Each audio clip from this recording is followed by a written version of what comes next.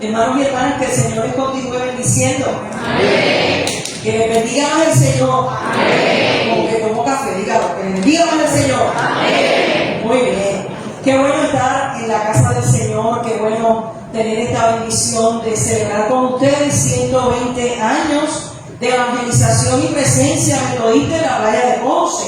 Así que agradecemos al Señor este gozo, esta alegría de poder compartir, hermanos y hermanas, juntos y juntas en la armonía del Señor. Amén.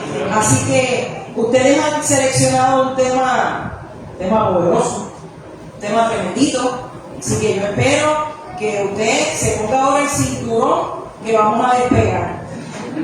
Manteniendo viva la esperanza en Jesús. Manteniendo viva la esperanza en Jesús. Y hoy es un día de muchas celebraciones. Hoy celebramos Pentecostés. No la llegada del Espíritu Santo, porque ya había llegado. La manifestación del Espíritu que Jesús había prometido a sus discípulos. Allá en Juan, capítulo 20, había soplado el Espíritu Santo sobre sus discípulos y le dijeron, pero esperen, que va a haber una manifestación poderosa. Y cuando esa manifestación llegue, entonces ustedes van a ver lo que es el poder de Dios en medio de sus vidas, y esa promesa se cumplió. Y la estamos celebrando hoy. También como Iglesia Metodista en Puerto Rico estamos celebrando la Semana de la Espiritualidad. Y hoy culminamos la celebración de la Semana de la Espiritualidad, pero no olvidamos la formación espiritual en nuestra vida, porque esa debe ser una tarea de todos los días. Buscar intimidad con el Señor, buscar crecer en el Señor, buscar ese proceso profundo de relación con Dios, para que el mundo crea quién es Jesucristo y puedan servirle con alegría, con gozo, en espíritu y en verdad. Amén. Y celebramos este aniversario maravilloso, maravilloso. No todas las iglesias pueden celebrar 120 años, y esta iglesia hoy sigue celebrando esos 120 años para la mayor gloria de nuestro Dios. Fíjese que la manifestación del Espíritu Santo en Pentecostés, esa manifestación fue para que los discípulos mantuvieran su esperanza viva en Cristo. Amén. Pentecostés ocurre para mantener nuestra esperanza viva en Cristo Jesús. Este texto en Primera de Pedro, que inspira el aniversario de ustedes, mis amados y mis amadas, no es solamente para ponerle un tema bonito a los 120 años. Vamos a buscar un tema bonito, pastora, ¿no? A mí no me gustan los temas bonitos, ni los sermones bonitos tampoco. No me diga nunca, pastora, predicó muy bonito, porque yo me voy a preocupar. Lo bonito es para adornar. Alaba. Lo bonito es para adornar. No estamos adornando la pared, y créanme que ya yo le tomé la foto cuando entré. Mi hermana pública me vio allí tomando la foto. Es que este tema es una profunda afirmación de fe del apóstol Pedro, que nos deja como legado, como creyentes en Cristo, que también podamos tener esa profunda afirmación de fe, que la esperanza en Cristo está viva. Amén. Viva. Amén.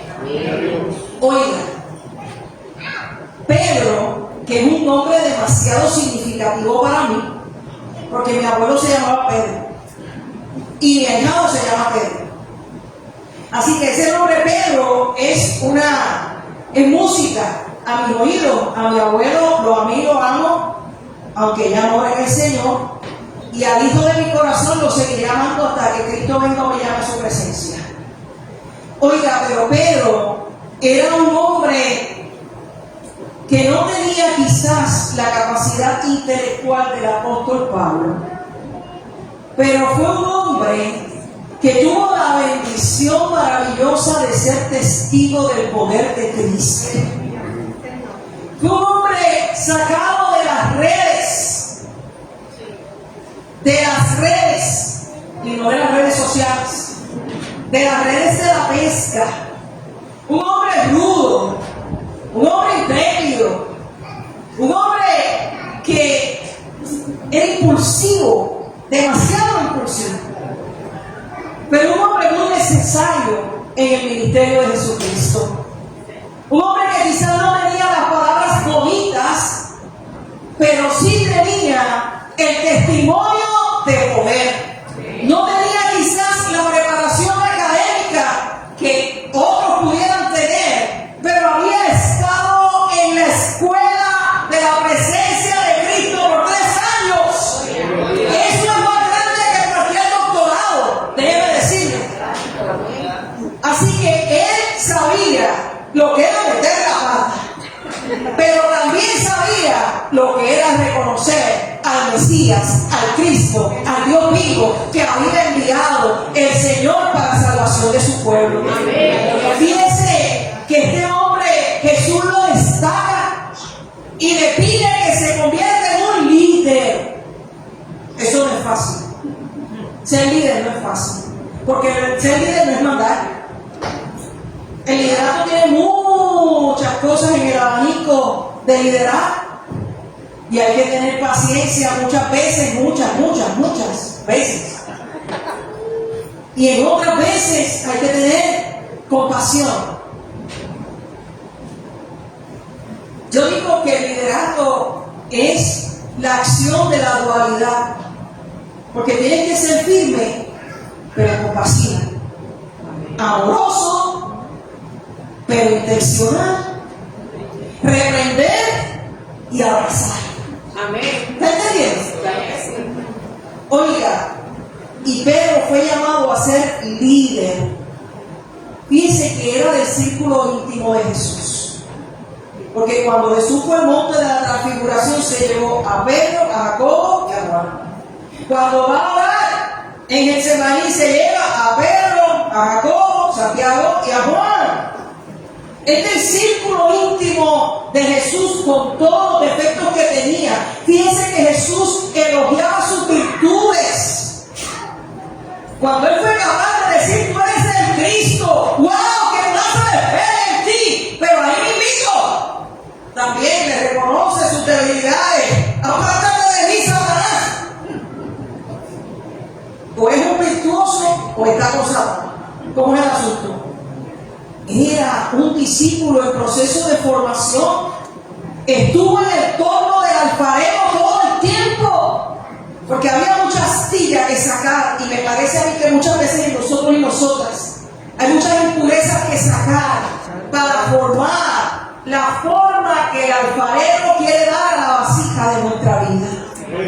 Fíjese que él negó a Cristo, pero también había dicho, yo no necesito ser limpio porque tú eres el Señor. No hagas eso. Mira, Pedro, tú tan intrépido, y va a haber un momento que me vas a negar. No lo creyó, pero así como lo negó, también recibió el perdón y la restauración del Señor. Mire, mi amado y mi amada, fue capaz, oigan esto bien, para que no le quepa duda quién fue Pedro. Porque aunque usted vea estas epístolas tan pequeñitas, que usted debería hoy por lo menos sentarse esta tarde para celebrar bien el aniversario con una tacita de café.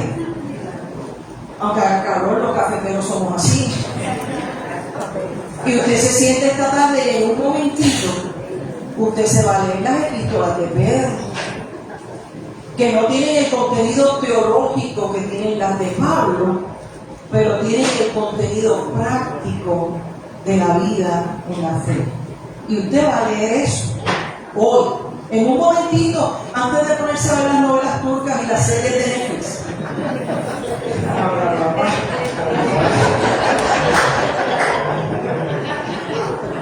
Que son buenas.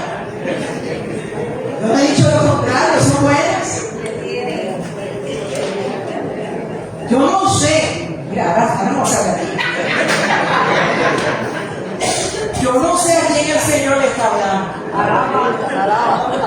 Pero hay una serie en Netflix que uno tiene que seguir como que capítulo y capítulo. ¿Quién le ha pasado eso? Levante la mano sin miedo cada vez que le voy a decir algo. Ese afán que nos da, que eso hasta nos despegamos porque es que hay que terminarla. Pero ese no es el mismo afán que tenemos para el cambio. Estamos celebrando la Semana de la Espiritualidad. Y leer la Biblia no es para los domingos en el culto. Es que cómo voy a saber caminar si no leo el libro de las instrucciones. Importante leer la Biblia. Importante. Pero pastores, que yo no tengo los estudios que ustedes tienen. Nadie dijo que había que tener estudios para leer la Biblia. ¡Auch! Oiga, este hombre inclusive experimentó una gran transformación en su vida. Una transformación extraordinaria, extraordinaria. Y en su transformación, fíjense que él se dirige a sus destinatarios en esta carta. Y cuando usted lo va a leer esta tarde, ¿verdad que sí? En el verso 1 del capítulo 1 nos dice quiénes son los destinatarios. A los expatriados, a los que no están en la patria. No está hablando únicamente de los que están en la diáspora, porque realmente aquella que ha creído en Cristo Jesús es un expatriado. Porque aunque amemos mucho este terruño americano, esta no es nuestra patria completa, esta es parte de nuestra patria. Pero nuestra patria está con Dios. Así que los expatriados que menciona ahí Pedro no solamente son los de Ponto, los de Galicia, los de Capadocia, los de Asia, los de Bitinia, sino toda aquella que ha creído en Cristo Jesús, que por alguna razón se ha tenido que mover de su escenario o que también está esperando llegar a la patria celestial. Así que los expatriados son las personas a las cuales Pedro le está escribiendo, y cuando comienza de verdad a hablarle, comienza con un cántico de alabanza. Un cántico de alabanza al Señor que dice: bendito el Dios y Padre de nuestro Señor Jesucristo. Bendito el Dios y Padre de nuestro Señor Jesucristo, que según su grande misericordia, nos hizo renacer para una esperanza viva por la resurrección de Jesucristo de los muertos. Es un cántico, es una alabanza intencional. Fíjense que Pedro está reflexionando en la salvación, porque en el verso 2 dice: elegidos según la presencia de Dios Padre para santificación del Espíritu, con letra mayúscula, para obedecer y ser rociados por la sangre de Jesucristo. Y a lo mejor nosotros, mire, leemos eso y decimos: ¿qué le pasó a este? Rociados por la sangre, ¿qué es eso? Lo que pasa es que para que haya santificación dentro de la cultura hebrea, y no podemos dejar de pensar que Pedro es judío, como Jesús siempre fue judío. Jesús no fue cristiano. Los cristianos y las cristianas somos nosotros los que creemos en Cristo. Amén. Amén. Oiga, para poder saber que estabas camino a la santificación, en el sacrificio del Cordero, en el altar del sacrificio, se rociaba la sangre para el perdón. Así que Pedro está diciendo que el Cordero es Cristo y que esa sangre fue rociada para el perdón de los pecados, y con ese perdón somos santificados y santificadas delante de la presencia del Dios que vive y reina para siempre. Él está reflexionando en eso que se llama salvación, porque todo eso se llama salvación. Cristo es el Salvador del mundo. Afirmaciones de fe categóricas, sin cuestionar. Él es el Salvador, Él es el Redentor, Él nos ha redimido con su sangre. Y mientras está reflexionando, viene este cántico en esa reflexión profunda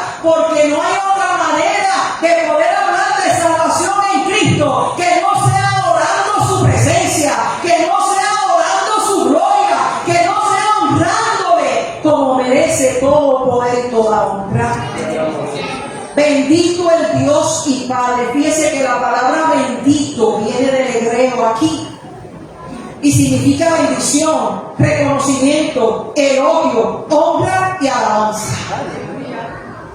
Bendito Dios, bendición, reconocimiento, elogio, honra y alabanza. Wow, en una sola palabra. Bendito. ¿Y por qué es que Pedro le adora en ese momento? Porque ante la salvación no hay otra respuesta en el corazón de un creyente agradecido que no sea alabar el nombre del Señor. Pedro reconoce que quien único puede salvar al ser humano en cualquier circunstancia, en cualquier tiempo, es el Señor. Pastora, pero hay otras religiones. Bueno, yo soy cristiana para que tú lo sepas. Y yo no voy a tener una falta ética contra otra religión. Puede ser budista, puede ser islámico, pero yo soy cristiana y yo reconozco que la salvación viene únicamente a través del Cordero de Dios, que quita el pecado del mundo, que fue a la cruz, que fue al sepulcro, que se levantó entre los muertos, que ascendió al cielo y que vendrá otra vez. Porque todas las promesas que ha hecho el Señor Jesucristo las ha cumplido. Oiga, Pedro no está hablando en teoría, porque la teoría es algo que usted todavía no ha comprobado. Ciencia, ¿verdad? Aquí vemos unas cuantas gente de ciencia. Y la ciencia dice que las cosas son cuando usted las prueba y funcionan. ¿Sí o no? Y da resultados. Eso es ciencia, gracias, hermano. Oiga, él no está hablando en teoría, porque él está hablando como testigo. Y el testigo es quien ya lo ha visto. Porque si hay un testigo que testifica de algo que no ha visto, sabe que está más preso que libre, ¿verdad? ¿Verdad que sí? Pero él está hablando como testigo, no por una teoría. Él lo había visto. Y sí había visto a lo lejos la crucifixión, porque ustedes saben que después de muchos frontes se echó para atrás, pero bueno. Pero vio la crucifixión de lejos. La vio de lejos. Y fíjense algo. Se fue con los demás discípulos y se encerraron en el aposento alto. ¿Recuerdan eso? Y estando las puertas cerradas, dice el Evangelio de Juan, y estando las puertas cerradas por miedo a los judíos, entró en medio de ellos Jesucristo resucitado y les dijo: paz a vosotros. Él fue testigo de eso. Y por cuanto fue testigo de eso, sabía lo que era la gracia, pero también lo que era la paz de Dios. Amén. La paz que necesitábamos sentir en el momento que un ser querido ha fallecido, que dos o tres de nosotros aquí hemos pasado por eso, y que todavía se nos estruja el corazón el día de las madres, el día de los padres, pues porque sabemos de lo que estamos hablando, ¿verdad que sí? Pedro había sentido ese dolor por la pérdida de su amigo, pero ahí pudo volver a reafirmar que más que un amigo, es su Salvador, es su Señor. Atravesó las puertas y también, además de la paz, le dijo en el capítulo 20, del 21 al 22, como el Padre me envió, así también yo los envío. Ustedes reciban el Espíritu Santo. Amén. Wow, cosa maravillosa, mis hermanos y mis hermanas. Bendito el Dios y Padre de nuestro Señor Jesucristo, que según su grande misericordia, no es un poco de misericordia, sino una misericordia inmensa. La misma misericordia por la cual la hermana se puede levantar a pesar de su condición de salud, por la cual Miriam sigue después de 15 años levantándose a pesar de la condición de salud, por la que usted y yo, por las circunstancias que hemos vivido, nos seguimos misericordia. Misericordia es una palabra compuesta y es una palabra del latín que habla de misere. Misere es miseria o necesidad. Cordis, corazón. Ia, misericordia, ¿verdad? Ia, hacia los demás. Fíjese, miseria o necesidad, corazón hacia los demás. Y lo que quiere decir es un movimiento del corazón en favor de los demás. ¿Qué es lo que hizo Jesucristo? Un movimiento del corazón en favor de los demás. ¿O acaso usted cree que las palabras que Jesús pronunció en la cruz fueron en el vacío? No dijo el Señor en su primera palabra: Padre, perdónalos porque no saben lo que hacen. Eso no es un corazón misericordioso, porque a lo mejor usted y yo estuviéramos allí en esa cruz diciendo: si yo estuviera allá abajo, te voy a dar esa clase catimba. Bueno, no sé si acá en Ponce usan la palabra catimba. Una zumba, una zurra. ¿Ah? Si yo no tuve, pero ¿qué hizo el Señor? Un corazón misericordioso, un movimiento del corazón en favor de la necesidad de los demás. ¿Qué fue lo que vio Cristo en aquella gente que tenían que alcanzar perdón? Perdón. Mire, la capacidad de sentir compasión por los demás y brindarles apoyo. Amén. Eso lo había experimentado Pedro. Eso lo había experimentado. Es mover el corazón en favor de otros y otras. Pero también Pedro había experimentado esa misericordia en los milagros y las señales, cuando Jesús sanó a su suegra, a los ciegos que les dio vista, cuando la resurrección de Lázaro, la alimentación de multitudes, cuando Jesús le dice a Zaqueo: bájate de ahí que yo voy para tu casa. Él había visto la misericordia con sus propios ojos en los milagros, pero también en las enseñanzas de Jesús. En el Padre Nuestro: Señor, no sabemos orar, enséñanos a orar. Jesús fue misericordioso y le enseñó a orar. Cuando ustedes quieran orar: Padre Nuestro que estás en los cielos, santificado sea tu nombre. En las enseñanzas, si alguien te da una bofetada, ponle a otra mejilla. Qué difícil, ay, por favor. Pero yo sé que aquí en Ponce la gente ha conocido la misericordia del Señor de manera extraordinaria. Y usted muestra el amor de Dios en todos y para con todos. Yo no sé para dónde mirar.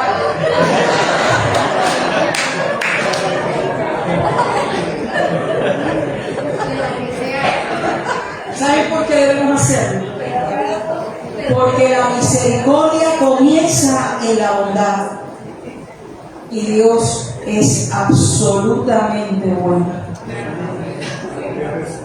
Si Dios ha sido absolutamente bueno para con nosotros y nosotras, ¿cuál debe ser nuestra respuesta? Ah, pastora, pero es que usted no sabe lo que esa persona me hizo. No, yo no sé. Pero yo sí sé lo que Cristo hizo. Amén. Y después de 34 años de ministerio y casi 40 en la vida de la fe, yo sí he visto las transformaciones que el Señor ha operado en mi vida. Y por gratitud y en respuesta a su misericordia, yo debo comportarme como Jesús espera que yo responda. ¿Y qué es lo que está haciendo Pedro? Ofreciendo esa respuesta. Es la misericordia de nuestro Dios que inicia esa esperanza viva en nosotros y nosotras.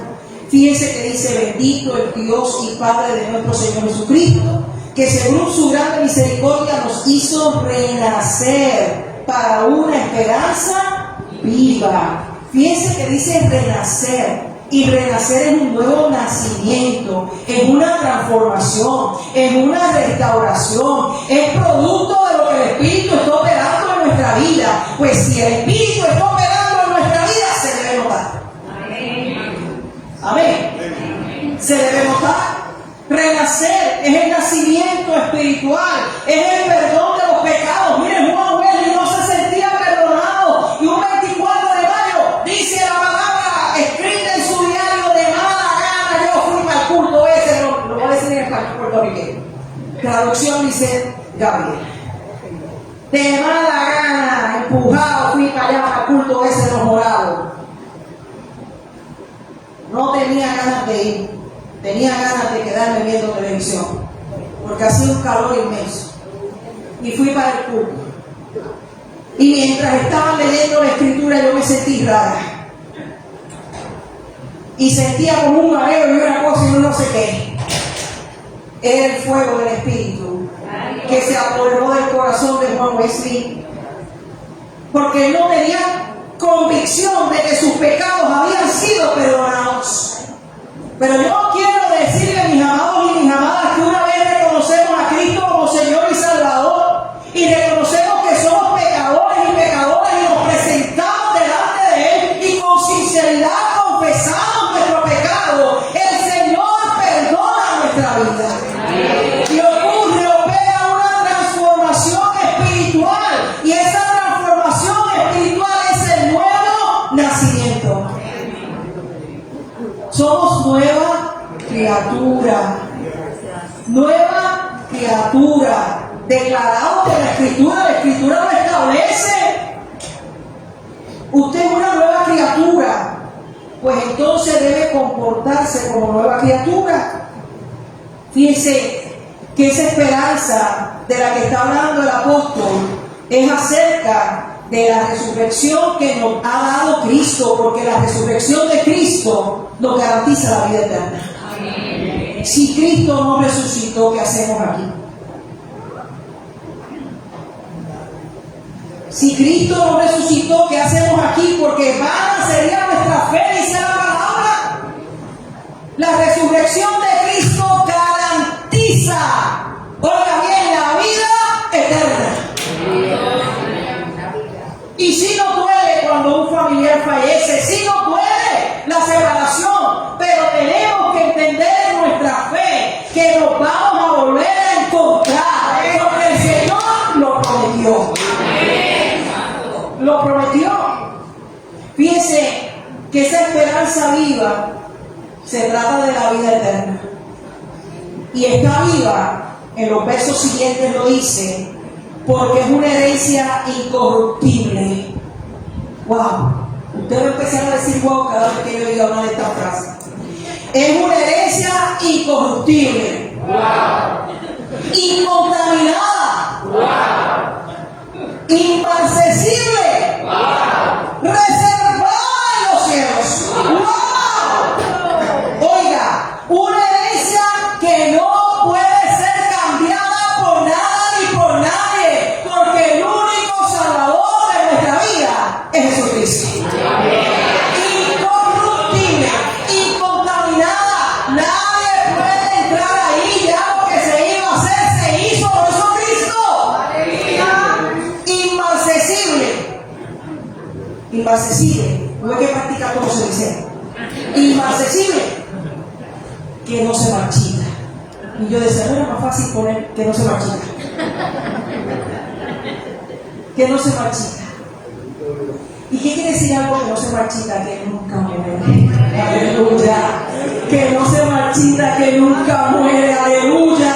Y que está reservada en los cielos. Oiga, yo estoy ya mismo terminando.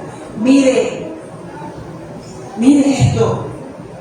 A los creyentes que Pedro le escribe son los gentiles que estaban en la diáspora expatriados. Y ya le dije que todos somos expatriados y expatriadas. Pero para nosotros los expatriados, porque los que se van fuera de Puerto Rico también son más expatriados todavía, ¿verdad? Sí, porque está fuera de la patria, expatriados, ¿verdad? Miren, se pasa dolor, se pasa rechazo, se vive persecución, se viven quebrantos y violencias. Nos ven la mancha de plátano y nos tratan como de cuarta categoría. Se viven cosas, no solamente fuera del país, sino también dentro del país. Nadie dijo que la vida en la fe iba a ser sin pruebas y todo chile.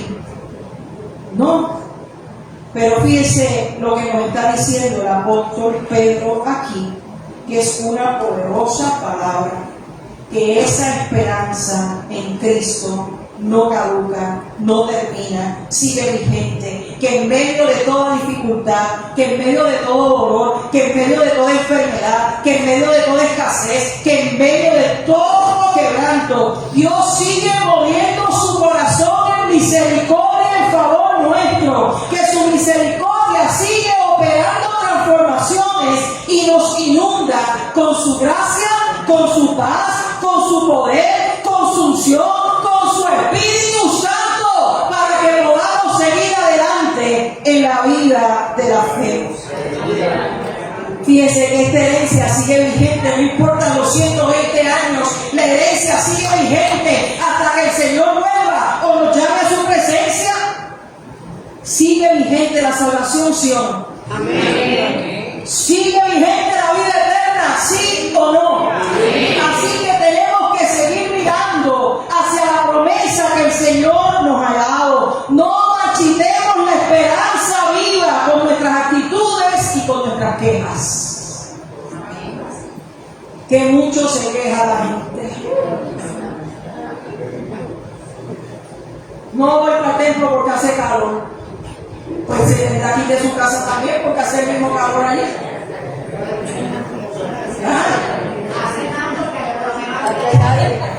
Bueno. No voy para el templo porque está el COVID. Mire, ya el COVID es familia nuestra, tenemos que vivir con él. ¿Sí o no? Miren, es hora de regresar a casa. Qué bueno que esta casa está llena en este día. Amén, gloria a Dios. Es hora de regresar a casa, de mantener viva la esperanza y no marchitarla. No cancelemos esa esperanza con nuestras conductas y nuestras desobediencias y nuestra respuesta.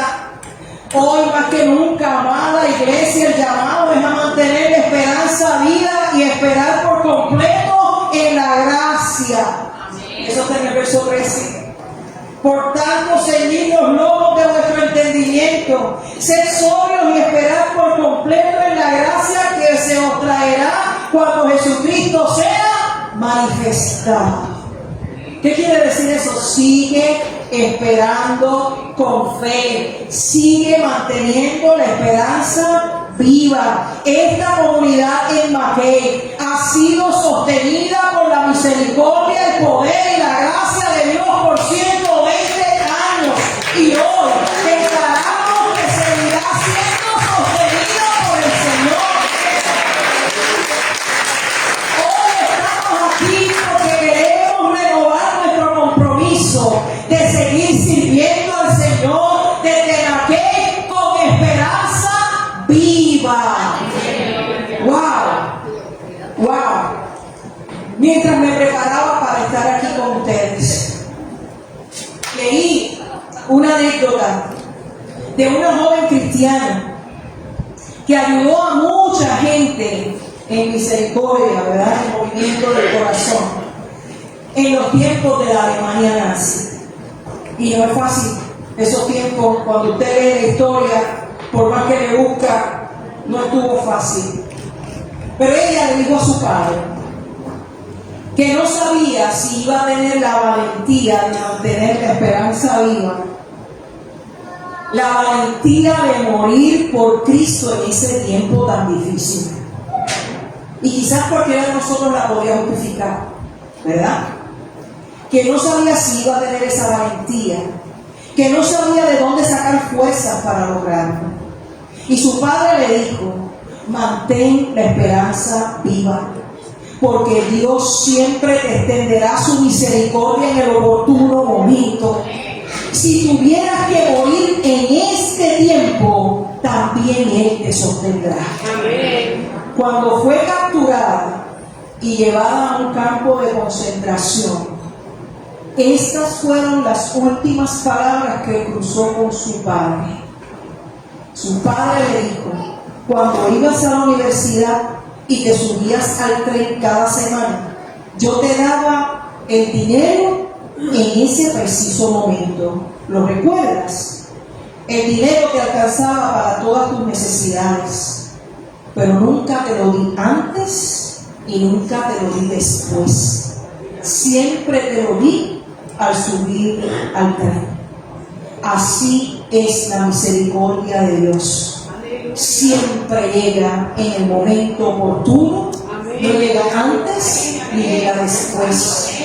Es lo que nos ayuda a mantener la esperanza viva, la misericordia, el corazón de Dios que se mueve a todas nuestras necesidades.